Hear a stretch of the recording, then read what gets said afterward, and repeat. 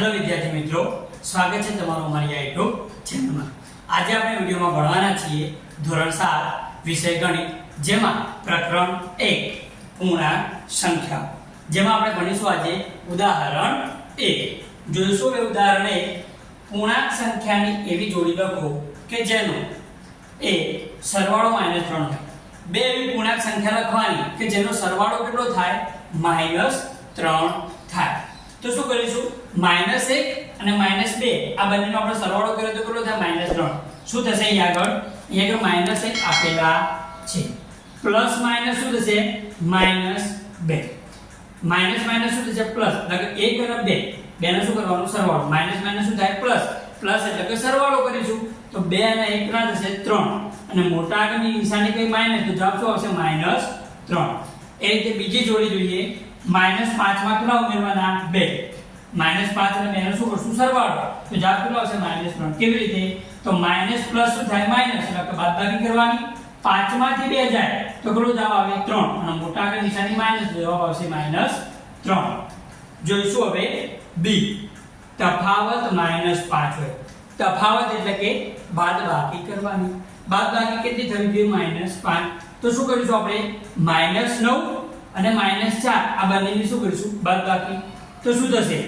-9 minus minus શું થઈ જાય? +4। હવે માઈનસ પ્લસ માઈનસ એટલે કે શું થાય?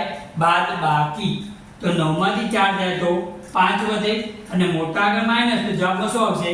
માઈનસ, એટલે કે -5। જોઈએ બીજી જોડી, -2 માંથી -2 માંથી કેટલા બાદ કરવાના? 3, તો માઈનસ માઈનસ શું થશે? પ્લસ, તો 2 અને 3 કેટલા થાય? 5, મોટા આગળ કઈ નિશાની? માઈનસ, તો જવાબમાં શું આવશે? -5। જોઈશું હવે સી, તફાવત 2 હોય। તફાવત કેટલો હોય? 2।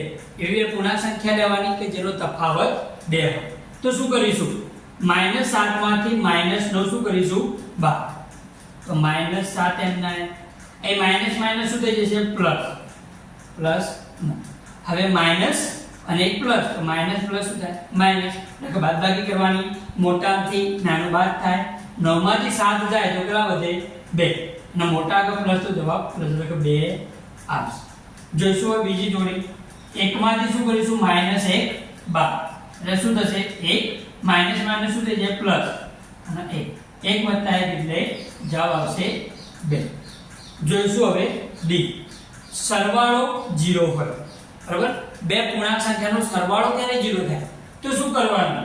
જ્યારે તમને સરવાળો 0 કહે તો શું કરવાનું? એક સંખ્યા ઋણ લેવાની, બીજી સંખ્યા ધન લેવાની। એટલે કે -10 + 10, એટલે કે માઈનસ પ્લસ શું થાય? માઈનસ, એટલે કે બાદબાકી કરવાની। 10 માંથી 10 જાય તો 0। એટલે બીજી જોડી જોઈએ, 5 + માઈનસ, એટલે શું કરવાનું? એક ધન લીધા, બીજા ઋણ લેવાનું, તો શું થાય? સરવાળો 0 થાય। વત્તા ઓછા ઓછા થઈ જાય, એટલે બાદબાકી કરવાની। 5 ને 5 જાય તો 0। બરાબર? જ્યારે તફાવત સરવાળો 0 કહે તો શું કરવાનું? એક સંખ્યા ઋણ લેવાની, બીજી સંખ્યા ધન લેવાની। બરાબર? આ રીતે આપણે ઉદાહરણ 1 નું સોલ્યુશન જોયું। Hey there. Subscribe to my channel. And also press this bell icon.